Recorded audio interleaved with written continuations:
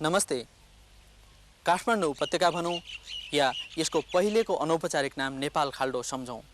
यो उपत्यका नेपालको इतिहास सुरु हुनुभन्दा धेरै अघिदेखि नै एउटा महत्त्वपूर्ण ठाउँका रूपमा रहिआएको छ। तर काठमाडौँ जति विशिष्ट छ त्यति नै समस्याग्रस्त पनि छ। यहाँका अनुपम सांस्कृतिक सम्पदाहरू तथा विशिष्ट प्राकृतिक भूबनौटमा दिनानुदिन अतिक्रमण भइरहेको छ। यसले गर्दा नेपाल र नेपालीहरूका लागि काठमाडौँ एउटा गौरवयोग्य प्राचीन सहरभन्दा बाध्यताको अलकापुरी बढी हुन गएको छ। आजको आँखीजालमा हामी काठमाडौँ उपत्यकाको भक्तपुर नगरका पुरातात्विक सम्पदाहरूका बारेमा एउटा सामग्री प्रस्तुत गर्नेछौँ। त्यसपछि हामी प्रस्तुत गर्नेछौँ सडकमा छाडा छाडिएका गाईहरूका बारेमा एउटा छोटो सामग्री। काठमाडौँ उपत्यकाको सुनियोजित विकासका लागि काम गर्न ढिलो भइसकेको पक्कै हो, तर यहाँका रहल पहल सांस्कृतिक र पुरातात्विक सम्पदाहरूको संरक्षणका लागि काम गर्ने बेला भने गइसकेको छैन। प्रस्तुत छ भक्तपुर नगर क्षेत्रका सांस्कृतिक र पुरातात्विक सम्पदाहरूको स्थिति र तिनको संरक्षणका लागि भइरहेका कामका बारेमा दीपक गजुरेलको रिपोर्ट।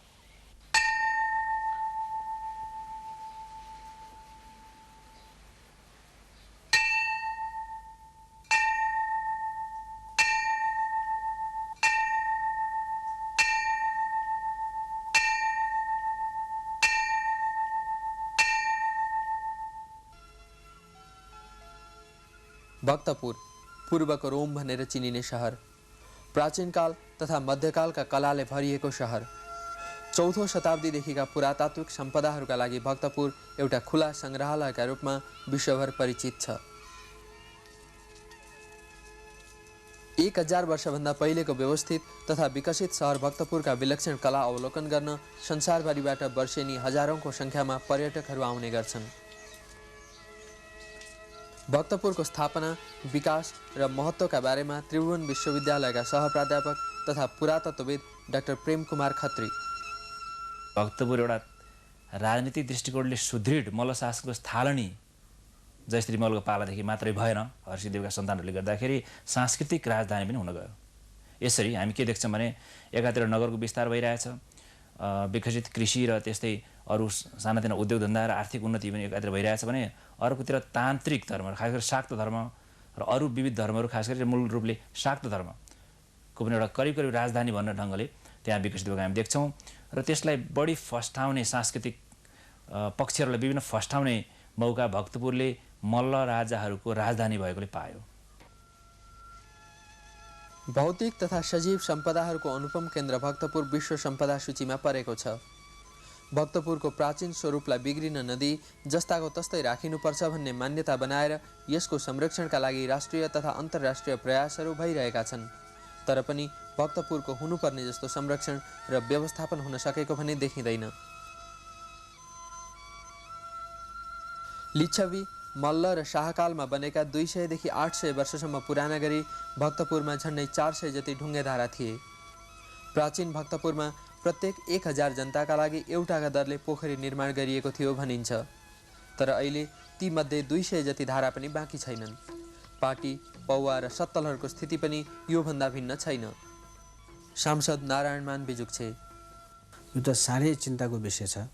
यसबारे हामीले संसदमा पनि खुब कुरा उठाएका छौँ। पोखरीहरू मासिएका छन्, सार्वजनिक जग्गाहरूमा घरहरू बनिएका छन्। त्यति मात्र होइन, पुरातत्वको दृष्टिले साह्रै महत्त्वपूर्ण ठाउँहरू पनि निजी भइरहेका छन् र त्यसमा घरहरू बनिसकेका छन्। उदाहरणको निम्ति जगन्नाथ मन्दिर भन्ने छ भक्तपुरमा। त्यो हिन्दुस्तानको जगन्नाथ मन्दिरको नक्कलको रूपमा बनाइएको थियो भन्ने चाहिँ सुनिन्छ। त्यसको नक्सा पनि हामीले भेटाएका थियौँ 1920 सालतिर। त्यसको एउटा सुन्दर नक्सा पुरातत्व विभाग, दरबार र सबै ठाउँमा आवश्यक ठाउँहरूमा हामीले पठाएका थियौँ। जोगाउनको निम्ति त्यहाँ राखिएका पुरातत्व विभागमा राखिएका सामानहरू समेत हराएको पनि हामीले सुनेका छौँ। उदाहरणको निम्ति त्यो जगन्नाथको मन्दिरको नक्सा अब त्यहाँ छैन। साथसाथै नेवारी भाषामा लेखिएका कति नेपाली प्रवृत्तिसँग सम्बन्धित कुराहरूको अनुवाद अब पुरातत्व विभागमा छैन। 5 तले देवलको नक्साहरूको कुरा पुरातत्व विभागमा छैन।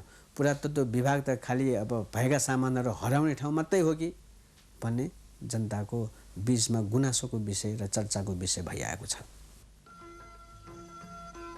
जीर्णोद्धार र संरक्षणका नाममा भक्तपुरका कैयन प्राचीन सम्पदाहरूलाई नयाँ रूप दिइएको पनि पाइन्छ। यो च्यासलिन मण्डप हो। पुनर्निर्माण गर्दा यस मण्डपमा फलामे डन्डी र सिमेन्ट प्रयोग गर्नाले यसको पुरातात्विक तथा सांस्कृतिक महत्त्व हराएको छ। यस्तो कसले र किन गर्यो? स्मारक संरक्षण तथा दरबार हेरचाह कार्यालय भक्तपुरका प्रमुख विष्णुराज कार्की। जहाँसम्म फलाम सिमेन्टको प्रयोग गर्ने सम्बन्धमा चाहिँ पुरातात्विक नियम अनुसार अथवा युनेस्को स्ट्यान्डर्ड अनुसार पनि कुराहरू प्रयोग गर्नु हुँदैन थियो भन्ने कुरा हुन्। अब यी चाहिँ पुरातत्व विभागको स्वीकृतिमा जर्मनद्वारा निर्माण गरिएको हो। यस प्रकारका क्रियाकलापहरूबाट इतिहास र पुरातत्वका अध्येता र संस्कृतिका विद्वानहरू खिन्न हुनु स्वाभाविक हो। पुरातात्विक तथा सांस्कृतिक निधिहरूमा गरिएको यो अतिक्रमणप्रति पुरातत्वविद डाक्टर प्रेम कुमार खत्री।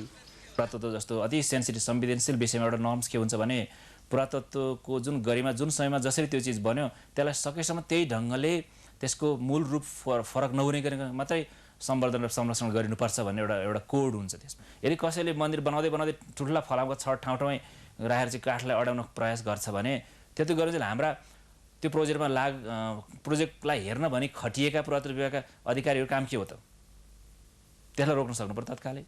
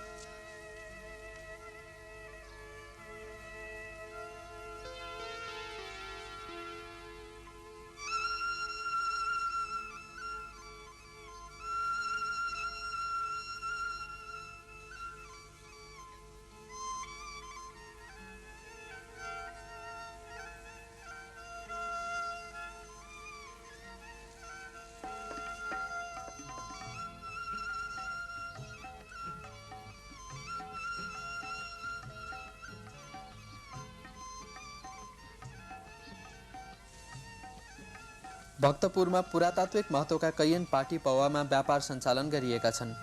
बिस्केट जात्राको रथका सामग्री राख्न बनाइएको यो पाटी र यो जस्ता अन्य पाटी पौवाहरूमा यसरी व्यापार चलाउँदा यिनको संरक्षणमा के प्रभाव पर्ला? विष्णुराज कार्की। त्यहाँ दुई किसिमको दायित्व भएको छ। एउटा पुरातत्वसँग सम्बन्धित, अर्को गुठीसँग सम्बन्धित। गुठीसँग जे जति सम्बन्धित पार्टीहरू छन् अथवा जस्तो यहाँले न्यातुपल क्याफेहरू भन्नुभयो, यिनीहरू गुठीको अधीनभित्र रहेको छ। त्यसकारण यो गुठी संस्थानले दिएको कुराहरू हुन् र गुठी संस्थाले यो भाडामा लगाएर अरू पनि त्यति मात्र होइन, अरू पनि थुप्रै त्यहाँ पार्टीहरू छन्। देउछीहरू भनिन्छ, जो घरहरू हुन्छन्, तल चाहिँ कलहरू हुन्छन्, तिनीहरू चाहिँ प्रशस्त मात्रामा भाडा दिएर लगाइएको छ। जहाँसम्म अब संरक्षण गर्ने उद्देश्यले यी कुराहरूलाई बाधा पर्छ पर्दैन अथवा कतिको सहयोग पुग्छ भन्ने कुरालाई हेर्ने हो भने त्यहाँबाट उठेको पैसाहरू जुन छ नि त्यसको सही सदुपयोग तिनै ठाउँमा गर्ने हो भनेदेखि चाहिँ राम्रो कुरा पनि हो। भक्तपुरमा स्मारक क्षेत्रमा आधुनिक शैलीका घर बनाउन नपाइने कानुनी प्रावधान छ, तर यहाँ ऐतिहासिक स्मारकहरूलाई ओझेल पार्ने गरी घरहरू ठड्याइएका छन्। फेरि नारायणमान बिजुक्छे। जगन्नाथ मन्दिरमा त्यहाँ ढाडाहरू छन्, ढुङ्गे ढाडाहरू, महादेवका मूर्तिहरू त्यहाँ राम्रोसँग देखिएका छन्। त्यस्ता ठाउँहरूमा निजी घरहरू कसरी बन्यो भनेर हामीले प्रश्न गर्दाखेरि हामी जेलमा हुँदा नगरपालिकामा त्यसबेला सरकारले मनोनित गरेका मानिसहरूले दनादनसित पैसा खाएर या नखाएर आफ्नो मान्छे भनेर जे गरेर हुन्छ तिनीहरूले त्यहाँ घर ठड्याउन दिएका हुन्, उनीहरूले नक्सा पास गरेर दिएका छन्। त्यसरी ऐन कानुनहरूलाई मिचेर या दुरुपयोग गरेर सार्वजनिक जग्गा र कला संस्कृतिलाई मिच्ने काम चाहिँ पञ्चायतको पालामा भएको छ। अहिले पनि सरकारको तदारुकता नहुँदा, ध्यान नपुग्दा पुरातत्व विभागको त्यस्तो भइरहेको छ।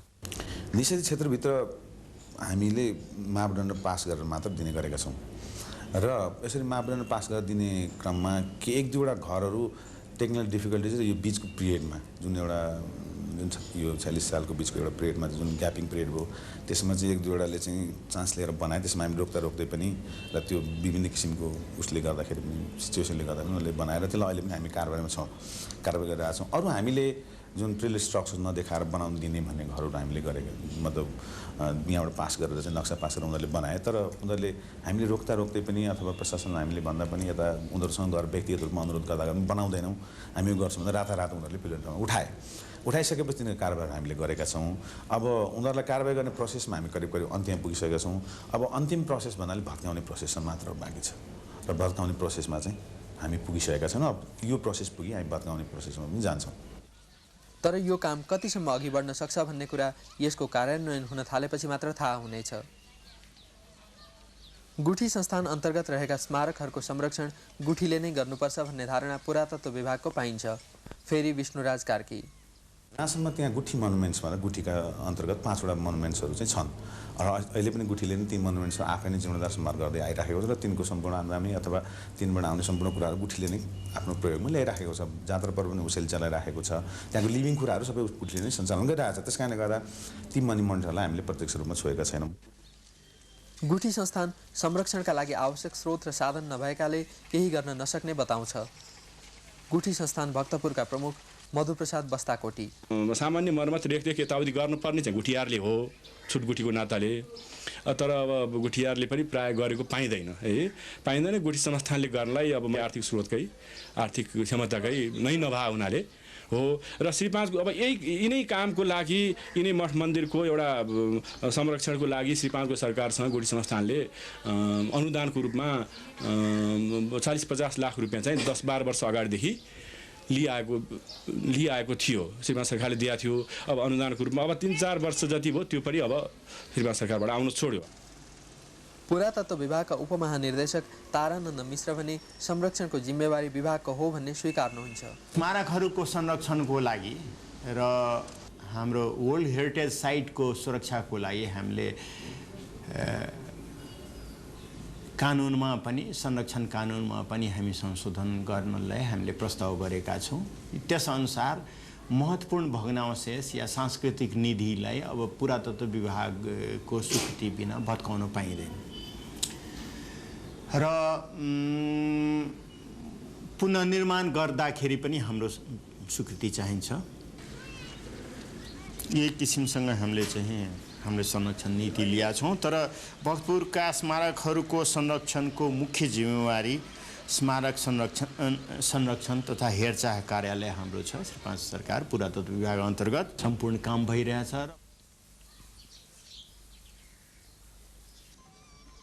भक्तपुरको संरक्षण प्रयास 3 दशक अघि नै सुरु भएको हो। केही वर्ष अघि जर्मन सहयोगमा भक्तपुर विकास परियोजना सञ्चालन गरिएको थियो। त्यसबेला प्रमुख स्मारक क्षेत्रहरूमा काम गरियो। 55 झ्याले दरबार, न्यातपोल र दत्तात्रेय क्षेत्रमा जीर्णोद्धार तथा संरक्षणका कामहरू भए। त्यसबाहेक पुरातत्व विभाग यस काममा निरन्तर जुटेको छ। विभागका उपमहानिर्देशक तारानन्द मिश्र, यस संरक्षणको दायित्व हामीले 3 समूहमा हामीले विभाजित गरेका छौँ। त प्रमुख स्मारकहरू र राष्ट्रिय स्तरका महत्त्वपूर्ण स्मारकहरूको संरक्षण सोझै पुरातत्व विभागले गरिरहेछ। त्यसपछि ढुङ्गेधारा, पौवा, पाटी हामीले चाहिँ सम्बन्धित नगरपालिकालाई चाहिँ त्यसको संरक्षणको जिम्मेवारी हामीले दिएका छौँ। तर टेक्निकल प्राविधिक कन्ट्रोल, प्राविधिक रेखदेख र कन्ट्रोल हाम्रो विभागले र स्वीकृति पनि हाम्रो विभागले दिने गर्दछ। त्यसपछि हामीले एनजिओजहरूलाई पनि दिन सक्छौँ। सरकारी स्तरबाट गरिने संरक्षण प्रयासमा पोखरी, ढुङ्गेधारा, पाटी पौवा र ससाना मठ मन्दिरहरू परेका देखिँदैनन्। केही समयअघि जीर्णोद्धार गरिएका प्रमुख स्मारकहरू पुनः उपेक्षित बन्न पुगेका छन्। भक्तपुर नगरपालिका वडा नम्बर 3 का सदस्य विष्णुबहादुर मानन्धर, दत्तात्रेय मन्दिरलाई जति मर्मत गर्नुपर्ने हो त्यति भएको जस्तो मलाई लाग्दैन। कारण के त भन्दाखेरि यसको प्रोजेक्ट गइसकेपछि 5-8 वर्षपछि आएर हामीले जर्मन राजदूतलाई नगरपालिकामा बोलाएर त्यो प्रोजेक्टले बनाएको मन्दिर जस्तोमा प्रोजेक्टलाई हात हालेर बनायो। तर त्यो मन्दिर जति बनाउनु पर्ने हो त्यो नबनिकन पानी चुह्यो। यसको संरक्षण गर्नु पर्यो भनेर हामीले अनुरोध गरेर त्यो फेरि पुनः हामीले चाहिँ त्यो अगाडिको त्यो छानाको पाटालाई हामीले मर्मत गर्यौँ। राष्ट्रिय सम्पत्ति मात्र होइन, विश्वकै अमूल्य निधिका रूपमा रहेको भक्तपुरलाई संरक्षण गर्ने दायित्व श्री 5 को सरकार, सरकारी निकायहरू र विदेशी सहयोगले मात्र पुरा हुने देखिन्न। स्थानीय जनताको पनि यस क्षेत्रमा आफ्नै दायित्व छ। यही जिम्मेवारी बुझेर भक्तपुर नगरपालिका पुरातात्विक तथा सांस्कृतिक सम्पदाको संरक्षणमा आफ्नै स्तरबाट जुटेको छ।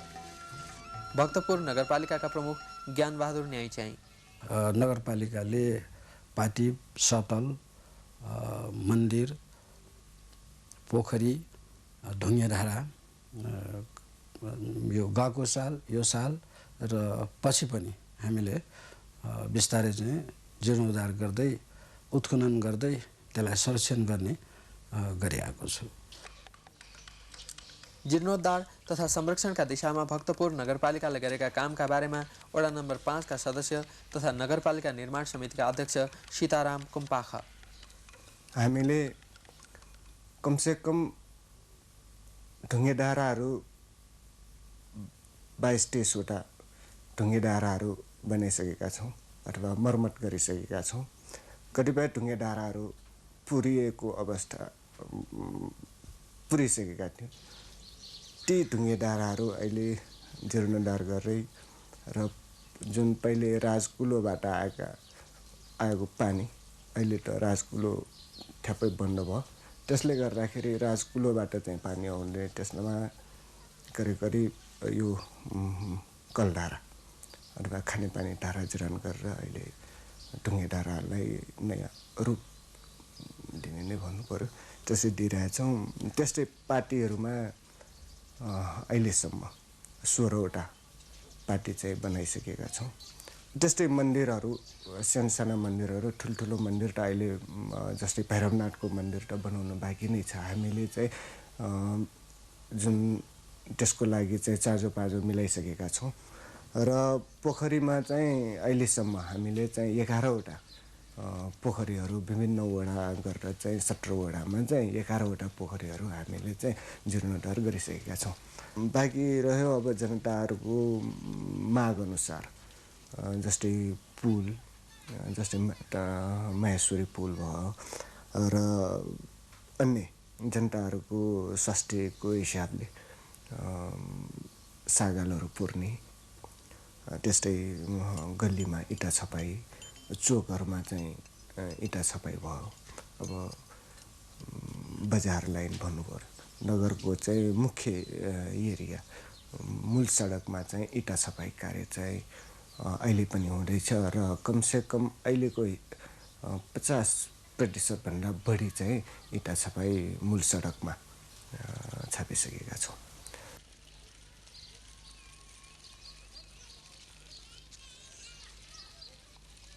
शहरी क्षेत्रमा सामान्यतया नदेखिने जनश्रमदानको प्रवृत्ति भक्तपुरमा प्रशस्त पाइन्छ।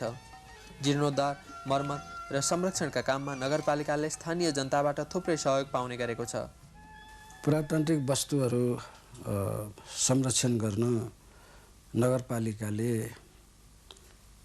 सक्दो गरिआएको काममा नगरवासीहरूले पनि यसमा सहयोग गरेको देखिन्छ।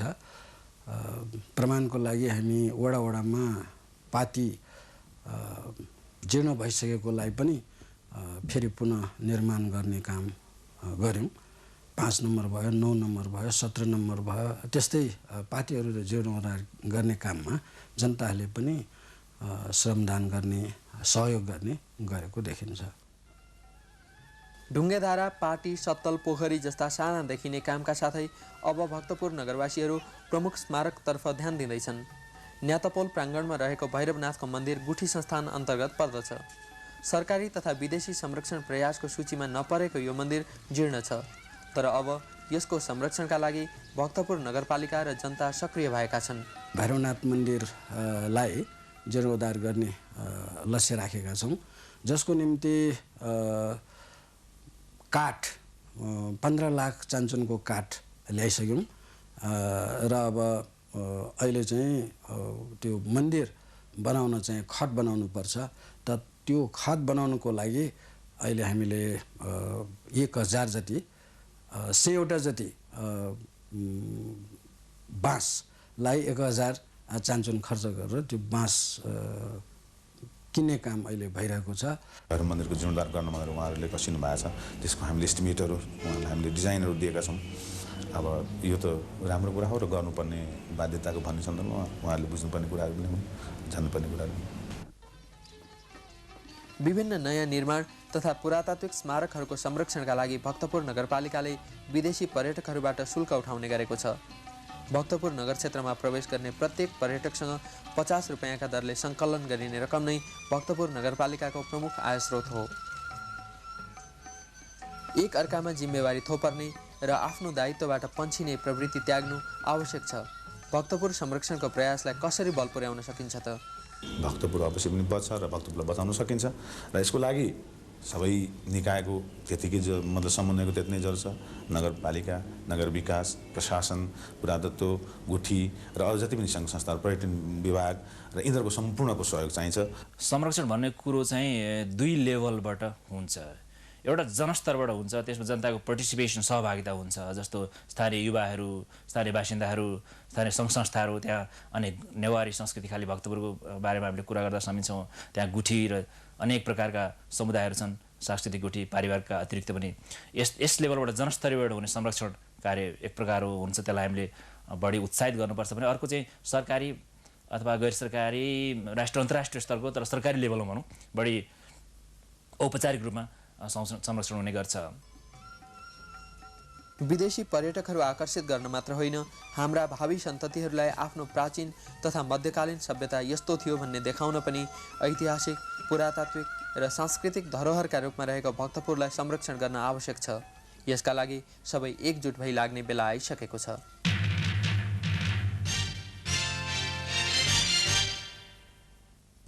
गाई, गौमाता, लक्ष्मी।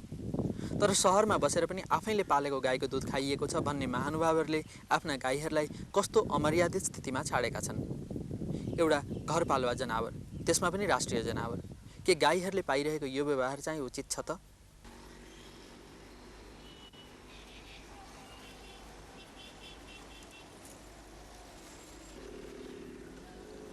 हद हुन्छ नि। फुटपाथ मान्छेका लागि, सडक गाडीका लागि, खाली ठाउँ देख्यो कि घर बनाइहाल्नुपर्ने।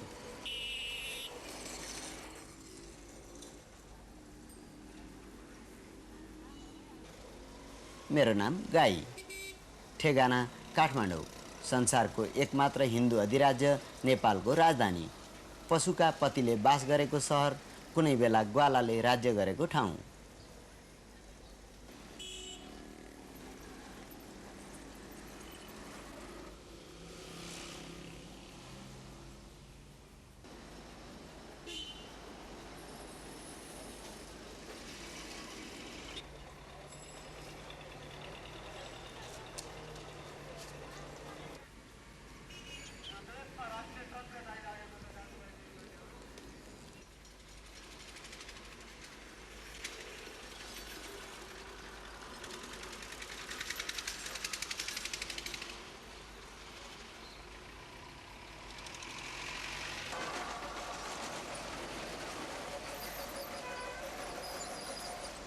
मेरो काम मालिकलाई दुध खुवाउने, बटुवालाई दुःख दिने र पर्यटकलाई खुसी पार्ने।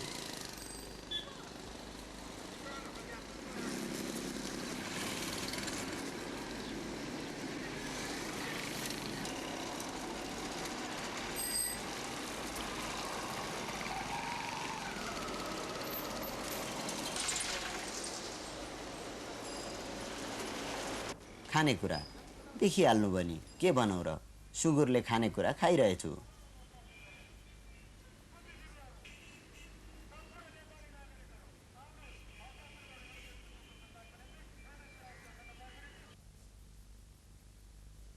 स्वास्थ्य कमजोर।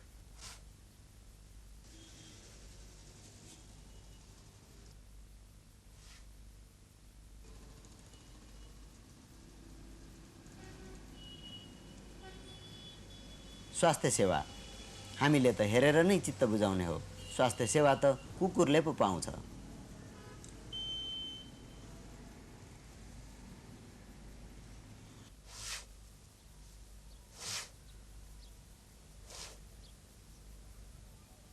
भइगयो, अस्पताल जाने कुरा त सपनामा मात्रै सोचौँला, बरु सडकमै धर्ना दिने।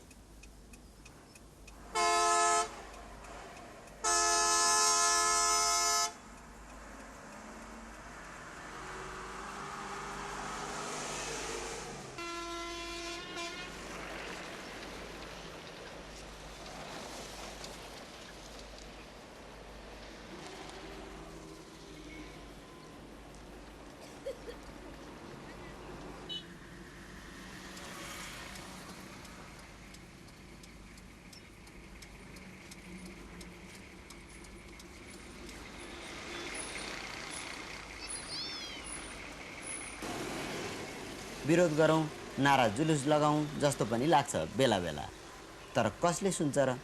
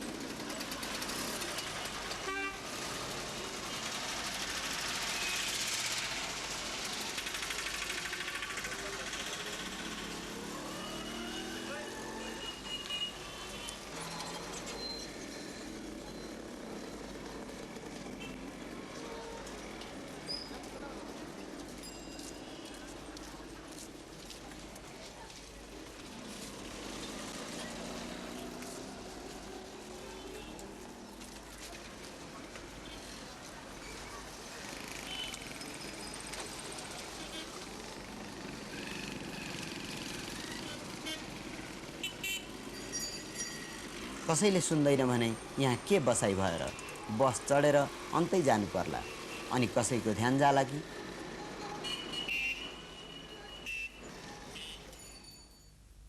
यसका साथै नेपाल टेलिभिजनका सहयोगमा प्रसारित नेपाल वातावरण पत्रकार समूहको भिडियो पत्रिका आँखीझ्यालको 34औं अङ्क यतिमै सकिन्छ। 15 दिनसम्मका लागि बिदा चाहन्छौँ।